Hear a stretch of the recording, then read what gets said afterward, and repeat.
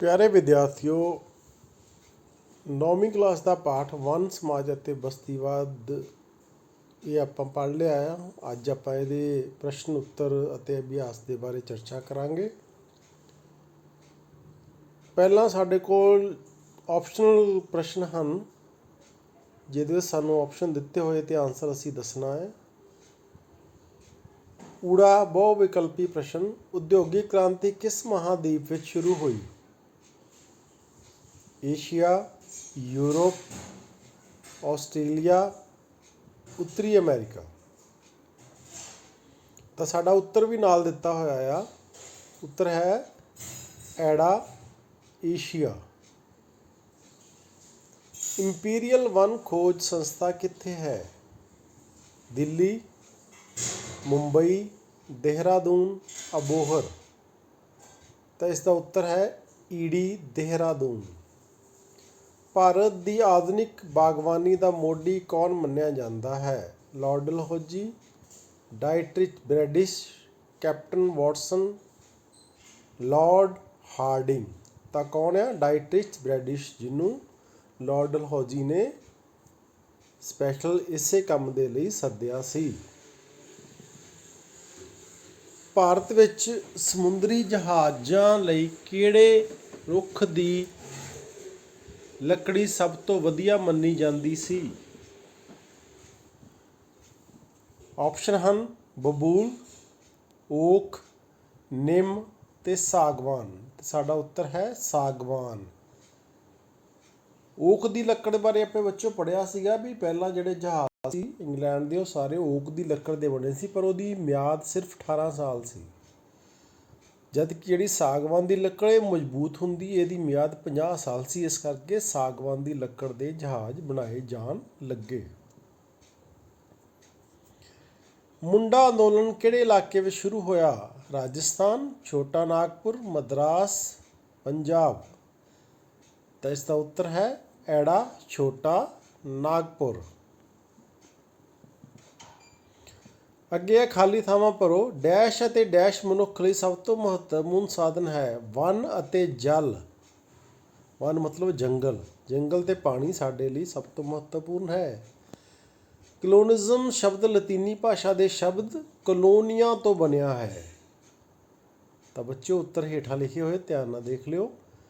ਤੀਸਰਾ ਪ੍ਰਸ਼ਨ ਹੈ ਯੂਰਪ ਵਿੱਚ ਡੈਸ਼ ਦੇ ਦਰਖਤ ਦੀ ਲੱਕੜ ਤੋਂ ਸਮੁੰਦਰੀ ਜਹਾਜ਼ ਬਣਾਏ ਜਾਂਦੇ ਸਨ। ਕਿਹੜੀ ਲੱਕੜ ਸੀ ਦਰਖਤ ਦੀ?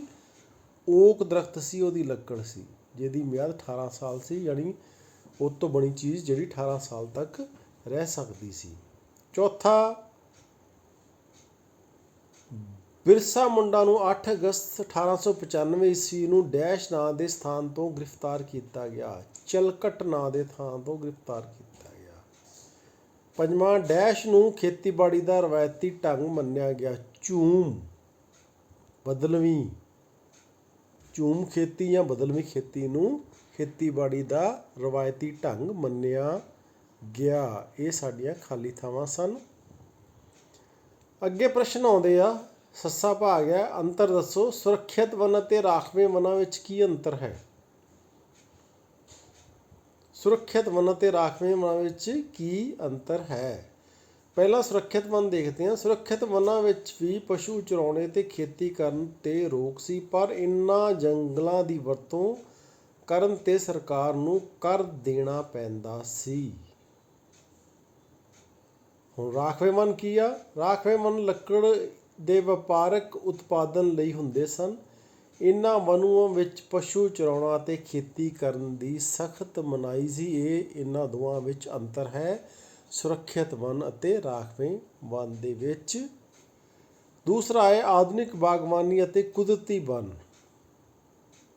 ਆਧੁਨਿਕ ਬਾਗਵਾਨੀ ਵਨ ਵਿਭਾਗ ਦੇ ਨਿਯੰਤਰਣ ਵਿੱਚ ਰੁੱਖ ਕੱਟਣ ਦੀ ਉਹ ਪ੍ਰਣਾਲੀ ਜਿਸ ਵਿੱਚ ਬਹੁਤੇ ਰੁੱਖ ਕੱਟੇ ਜਾਂਦੇ ਸਨ ਅਤੇ ਨਵੇਂ ਰੁੱਖ ਉਗਾਏ ਜਾਂਦੇ ਸਨ, ਉਸ ਨੂੰ ਆਧੁਨਿਕ ਬਾਗਵਾਨੀ ਕਿਹਾ ਜਾਂਦਾ ਸੀ।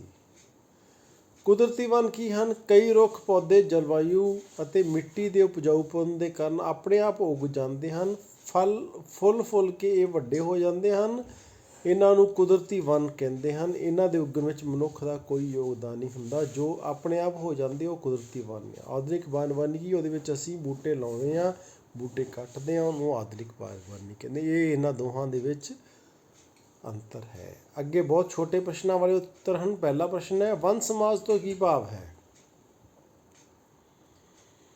ਵਨ ਸਮਾਜ ਤੋਂ ਭਾਵ ਲੋਕਾਂ ਦੇ ਉਸ ਸਮੂਹ ਤੋਂ ਜਿਸ ਦੀ ਆਜੀਵਿਕਾ ਵਣਾਂ 'ਤੇ ਨਿਰਭਰ ਹੈ ਅਤੇ ਉਹ ਵਣਾਂ ਦੇ ਨੇੜੇ ਤੇੜੇ ਰਹਿੰਦੇ ਹਨ। ਉਹ ਵਨ ਸਮਾਜ ਹੈ ਜਿਹੜੇ ਲੋਕ ਜਾਂ ਲੋਕਾਂ ਦੇ ਘਰ ਜਾਂ ਲੋਕਾਂ ਦੇ ਪਰਿਵਾਰ ਵਣਾਂ ਦੇ ਜੰਗਲਾਂ ਦੇ ਲਾਗੇ ਹਨ ਅਤੇ ਉਹ ਜੰਗਲਾਂ 'ਤੇ ਨਿਰਭਰ ਕਰਦੇ ਹਨ। ਉਸ ਨੂੰ ਵਨ ਸਮਾਜ ਕਿਹਾ ਜਾਂਦਾ ਹੈ।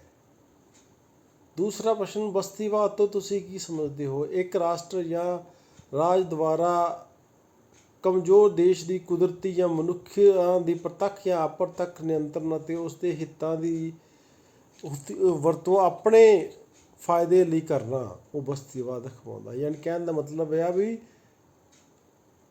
ਤਾਕਤਵਰ ਢੰਗ ਦੇ ਨਾਲ ਜਾਂ ਸ਼ਕਤੀ ਦੇ ਨਾਲ ਕਿਸੇ ਦੇਸ਼ 'ਤੇ ਕਬਜ਼ਾ ਕਰਨਾ ਜਾਂ ਪੈਸੇ ਦੇ ਕੇ ਉਹ ਦੇਸ਼ ਦੀ ਪ੍ਰੋਪਰਟੀ ਖਰੀਦ ਲੈਣਾ, ਉਹਨੂੰ ਅਸੀਂ ਬਸਤੀਵਾਦ ਕਹਿੰਦੇ ਹਾਂ।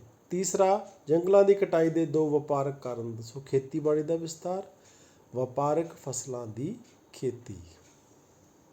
ਚੌਥਾ ਪ੍ਰਸ਼ਨ ਹੈ, ਭਾਰਤੀ ਸਮੁੰਦਰੀ ਜਹਾਜ਼ ਕਿਸ ਦਰਖਤ ਦੀ ਲੱਕੜੀ ਤੋਂ ਬਣਾਏ ਜਾਂਦੇ ਸਨ?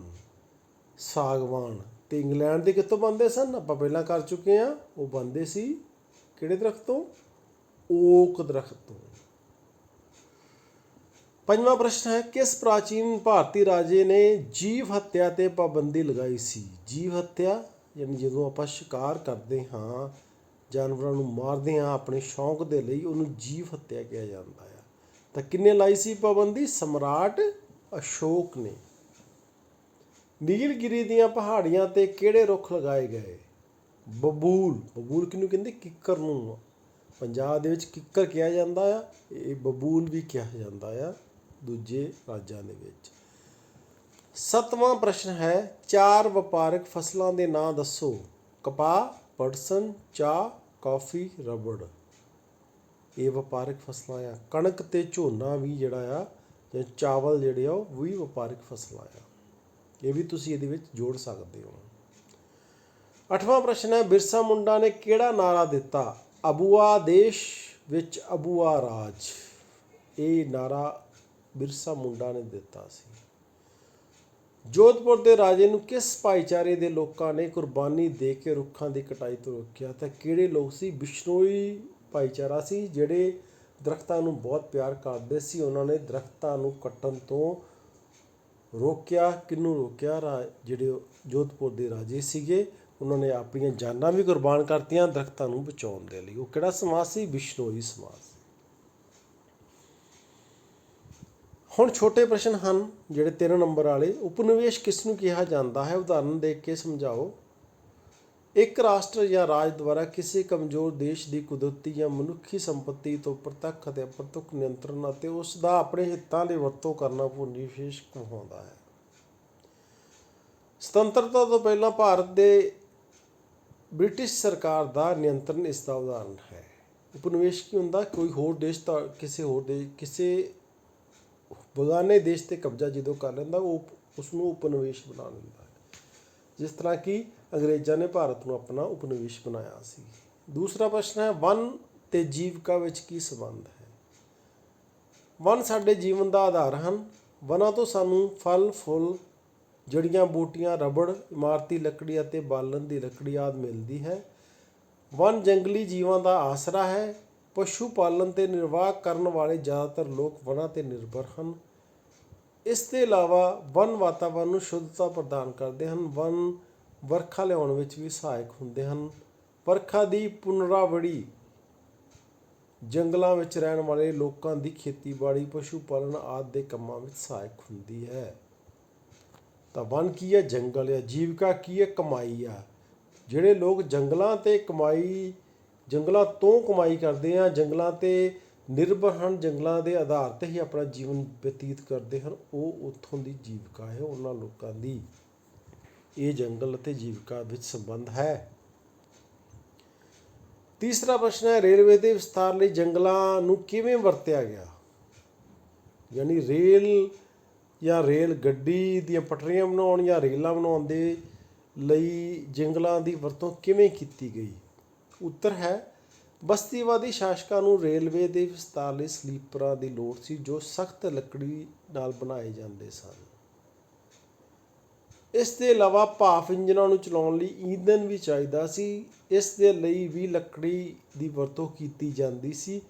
ਇਸ ਲਈ ਵੱਡੇ ਪੱਧਰ 'ਤੇ ਜੰਗਲਾਂ ਨੂੰ ਕੱਟਿਆ ਜਾਣ ਲੱਗਾ। ਹੁਣ ਬੱਚਿਓ ਆਪਾਂ ਇਹ 'ਚ ਕੀ ਪੜ੍ਹਿਆ? ਇੱਕ ਸਲੀਪਰ ਕੀ ਹੁੰਦਾ? ਤੁਸੀਂ ਦੇਖਿਆ ਹੋਣਾ ਰੇਲ ਪਟੜੀ ਦੋ, ਇੱਕ ਇੱਧਰਲੇ ਪਾਸੇ ਲੋਹੇ ਦੀ ਪਟੜੀ ਹੁੰਦੀ, ਇੱਕ ਦੂਜੇ ਪਾਸੇ ਇੱਕ ਪਤਲੀ ਜਿਹੀ ਪਟੜੀ ਹੁੰਦੀ ਜਿਹਦੇ ਉੱਤੇ ਗੱਡੀ ਚੱਲਦੀ ਆ। ਉਹ ਹੇਠਾਂ ਇੱਕ ਸਲੀਪਰ ਲੱਗੇ ਹੁੰਦੇ ਜਿਨ੍ਹਾਂ ਦੇ ਨਟ ਕੱਸ ਕੇ ਉਹਨੂੰ ਪਟੜੀਆਂ ਨੂੰ ਫਿਕਸ ਕੀਤਾ ਜਾਂਦਾ ਤਾਂ ਕਿ ਪਟੜੀਆਂ ਆਪਣੀ ਜਗ੍ਹਾ ਤੋਂ ਨਾ ਹਿੱਲਣ। ਅੱਜ ਕੱਲ੍ਹ ਤਾਂ ਉਹ ਸੀਮੈਂਟ ਦੀਆਂ ਬਣੀਆਂ ਹੋਈਆਂ ਆ ਜਾਂ ਲੋਹੇ ਦੀਆਂ ਬਣੀਆਂ ਆ, ਤਾਂ ਪਹਿਲਾਂ ਕੀ ਸੀ, ਉਹ ਲੱਕੜ ਦੀਆਂ ਬਣਦੀਆਂ ਸੀ। ਤਾਂ ਹੁੰਦਾ ਕੀ ਸੀ, 1 ਕਿਲੋਮੀਟਰ ਜੇਕਰ ਅਸੀਂ ਪਟੜੀ ਬਣਾਉਣੀ ਹੈ ਤਾਂ ਉਹਦੇ ਲਈ 450 ਸਲੀਪਰ ਲੱਗਦੇ ਸੀ ਲੱਕੜ ਦੇ।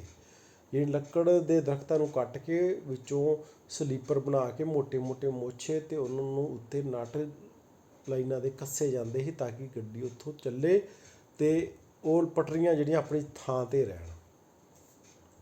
ਦੂਸਰੀ ਗੱਲ ਸੀ, ਜਿਵੇਂ ਭਾਫ ਦੇ ਇੰਜਨਾਂ ਨੂੰ ਚਲਾਉਣ ਲਈ ਕੀ ਹੁੰਦਾ ਸੀ, ਲੱਕੜਾਂ ਨੂੰ ਬਾਲ ਕੇ ਕੋਲਾ ਬਣਾਇਆ ਜਾਂਦਾ ਸੀ। ਕੋਲੇ ਤੋਂ ਭਾਫ ਜਿਹੜੀ ਤਿਆਰ ਕੀਤੀ ਜਾਂਦੀ ਸੀ। ਅੱਗੇ ਪੜ੍ਹਦੇ ਹਾਂ। ਇਸ ਦੇ ਲਈ ਵੀ ਲੱਕੜ ਦੀ ਵਰਤੋਂ ਕੀਤੀ ਜਾਣ ਲੱਗੀ। ਇਸ ਲਈ ਵੱਡੇ ਪੱਧਰ 'ਤੇ ਜੰਗਲਾਂ ਨੂੰ ਕੱਟਿਆ ਜਾਣ ਲੱਗਾ। 1850 ਦੇ ਦਹਾਕੇ ਵਿੱਚ ਸਿਰਫ ਮਦਰਾਸ ਪ੍ਰੈਜ਼ੀਡੈਂਸੀ ਵਿੱਚ ਸਲੀਪਰਾਂ ਲਈ ਹਰ ਸਾਲ 35,000 ਰੁੱਖ ਕੱਟੇ ਜਾਣ ਲੱਗੇ। ਇਸ ਲਈ ਲੋਕਾਂ ਨੂੰ ਠੇਕੇ ਦਿੱਤੇ ਜਾਂਦੇ ਸਨ। ਠੇਕੇਦਾਰ ਸਲੀਪਰਾਂ ਦੀ ਸਪਲਾਈ ਲਈ ਰੁੱਖਾਂ ਦੀ ਅੰਨ੍ਹੇਵਾਹ ਕਟਾਈ ਕਰਦੇ ਸਨ। ਸਿੱਟੇ ਵਜੋਂ ਰੇਲ ਮਾਰਗਾਂ ਦੇ ਚਾਰੇ ਪਾਸੇ ਅੱਜ ਦੇ ਜੰਗਲ ਤੇਜ਼ੀ ਨਾਲ ਖਤਮ ਹੋਣ ਲੱਗੇ। 1882 ਈਸਵੀ ਵਿੱਚ ਜਾਵਾ ਤੋਂ ਵੀ 2,80,000 ਸਲੀਪਰਾਂ ਦਾ ਆਯਾਤ ਕੀਤਾ ਗਿਆ, ਯਾਨੀ ਜਾਵਾ ਦੇਸ਼ ਤੋਂ 2,80,000 ਸਲੀਪਰ ਮੰਗਾਏ ਗਏ। ਇੰਨੀ ਸਾਨੂੰ ਸਲੀਪਰਾਂ ਦੀ ਜਾਂ ਰੇਲਵੇ ਦੇ ਵਿਸਥਾਰ ਦੇ ਲਈ ਲੋੜ ਸਾਨੂੰ ਪਈ। ਜੰਗਲ ਕੱਟੇ ਗਏ, ਅੰਨ੍ਹੇਵਾਹ ਕੱਟੇ ਗਏ। ਚੌਥਾ ਪ੍ਰਸ਼ਨ ਹੈ 1878 ਈਸਵੀ ਵਿੱਚ ਕਾਨੂੰਨ ਦੇ ਅਨੁਸਾਰ ਜੰਗਲਾਂ ਦੀ ਵੱਖ-ਵੱਖ ਸ਼੍ਰੇਣੀਆਂ ਬਾਰੇ ਦੱਸੋ। 1878 ਵਿੱਚ 1855 ਈਸਵੀ ਦੇ 6ਵੇਂ ਕਾਨੂੰਨ ਵਿੱਚ ਸੋਧ ਕੀਤੀ ਗਈ। ਨਵੀਆਂ ਵਿਵਸਥਾਵਾਂ ਦੇ ਅਨੁਸਾਰ ਵਣਾਂ ਨੂੰ 3 ਸ਼੍ਰੇਣੀਆਂ ਵਿੱਚ ਵੰਡਿਆ ਗਿਆ: ਰਾਖਵੇਂ, ਸੁਰੱਖਿਅਤ ਅਤੇ ਗ੍ਰਾਮੀਣ। ਸਭ ਤੋਂ ਚੰਗੇ ਵਣਾਂ ਨੂੰ ਰਾਖਵੇਂ ਵਣਾਂ ਵਿੱਚ ਰੱਖਿਆ ਗਿਆ। ਪਿੰਡਾਂ ਵਾਲੇ ਇਹਨਾਂ ਦੇਸ਼ਾਂ ਤੋਂ ਆਪਣੇ ਉਪਸੰਚੋਲ ਲਈ ਕੁਝ ਵੀ ਨਹੀਂ ਲਿਆ ਸਕਦੇ, ਯਾਨੀ ਆਪਣੇ ਉਪਯੋਗ ਲਈ। ਉਪਹਾਸਯੋਗ ਲਿਖਿਆ, ਉਪਯੋਗ ਲਿਖਿਆ ਵੀ ਇਹਨਾਂ ਵਣਾਂ ਦੇ ਵਿੱਚੋਂ ਪਿੰਡ ਵਾਲੇ ਕੁਛ ਵੀ ਕੱਢ ਲੈ ਕੇ ਨਹੀਂ ਆ ਸਕਦੇ ਸੀ। ਘਰ ਬਣਾਉਣ ਲਈ ਜਾਂ ਈਂਧਣ ਲਈ ਪਿੰਡ ਵਿੱਚ ਸਿਰਫ ਸੁਰੱਖਿਅਤ ਜਾਂ ਗ੍ਰਾਮੀਣ ਵਣਾਂ ਤੋਂ ਹੀ ਲੱਕੜੀ ਲਿਆਈ ਜਾ ਸਕਦੀ ਸੀ। ਇਹ ਕਾਨੂੰਨ ਜਿਹੜੇ 1878 ਈਸਵੀ ਵਿੱਚ ਅੰਗਰੇਜ਼ਾਂ ਨੇ ਬਣਾ ਦਿੱਤੇ। ਉਹਨਾਂ ਕਿਉਂ ਬਣਾਏ? ਕਿਉਂਕਿ ਉਹਨਾਂ ਨੂੰ ਵੱਧ ਤੋਂ ਵੱਧ ਲੱਕੜ ਦੀ ਲੋੜ ਸੀ ਜੋ ਉਹਨਾਂ ਨੇ ਇੰਗਲੈਂਡ ਲੈ ਕੇ ਜਾਣੀ ਸੀ। ਅਤੇ ਇਸ ਲਈ ਉਹਨਾਂ ਨੇ ਜਿਹੜੇ ਭਾਰਤੀ ਲੋਕ ਸੀ ਉਹਨਾਂ ਨੂੰ ਜੰਗਲਾਂ ਦੇ ਵਿੱਚੋਂ ਲੱਕੜਾਂ ਨੂੰ ਕੱਟਣ ਦੇ ਲਈ ਰੋਕਣ ਦੇ ਲਈ ਇਹ ਕਾਨੂੰਨ ਬਣਾਇਆ। ਪੰਜਵਾਂ ਪ੍ਰਸ਼ਨ ਹੈ ਸਮਕਾਲੀ ਭਾਰਤ ਵਿੱਚ ਵਣਾਂ ਦੀ ਕੀ ਸਥਿਤੀ ਹੈ। ਵਰਾਂ ਲਿਖਿਆ, ਵਣਾਂ ਦੀ ਕੀ ਸਥਿਤੀ ਹੈ। ਭਾਰਤ ਰਾਸ਼ਟਰ ਰਿਸ਼ੀਆਂ ਮੁਨੀਆਂ ਅਤੇ ਭਗਤਾਂ ਦੀ ਧਰਤੀ ਹੈ। ਇਸ ਤੇ ਵਣਾਂ ਦਾ ਡੂੰਘਾ ਸੰਬੰਧ ਰਿਹਾ ਹੈ। ਇਸੇ ਕਾਰਨ ਭਾਰਤ ਵਿੱਚ ਵਣ ਅਤੇ ਵਨ ਜੀਵਾਂ ਦੀ ਸੁਰੱਖਿਆ ਕਰਨ ਦੀ ਪਰੰਪਰਾ ਰਹੀ ਹੈ। ਪ੍ਰਾਚੀਨ ਲੋਕ ਭਾਰਤੀ ਸਮਰਾਟ ਅਸ਼ੋਕ ਨੇ ਵੀ ਸ਼ਿਲਾਲੇਖ 'ਤੇ ਲਿਖਵਾਇਆ ਸੀ। ਉਸ ਦੇ ਅਨੁਸਾਰ ਜੀਵ ਜੰਤੂਆਂ ਨੂੰ ਮਾਰਿਆ ਨਹੀਂ ਜਾਏਗਾ। ਤੋਤਾ, ਮੈਣਾ, ਅਰੁਣਾ, ਕਾਲਹੰਸ, ਨੰਦੀ ਮੁੱਖ, ਸਾਰਸ, ਬਿਨਾਂ ਕੰਡੇ ਵਾਲੀਆਂ ਮੱਛੀਆਂ ਆਦਿ ਜਾਨਵਰਾਂ ਜੋ ਉਪਯੋਗੀ ਅਤੇ ਖਾਣਯੋਗ ਨਹੀਂ ਸਨ ਉਹਨਾਂ ਨੂੰ ਨਹੀਂ ਮਾਰਿਆ ਜਾਏਗਾ। ਇਸ ਤੋਂ ਇਲਾਵਾ ਵਣਾਂ ਨੂੰ ਵੀ ਜਲਾਇਆ ਨਹੀਂ ਜਾਏਗਾ। ਇਹ ਕਾਨੂੰਨ, ਇਹ ਗੱਲ ਜਿਹੜੀ ਹੈ ਸਮਰਾਟ ਅਸ਼ੋਕ ਨੇ ਆਪਣੇ ਸਮੇਂ ਦੇ ਵਿੱਚ ਲਿਖੀ ਸੀ। ਝੂਮ ਪ੍ਰਥਾ 'ਤੇ ਨੋਟ ਲਿਖੋ।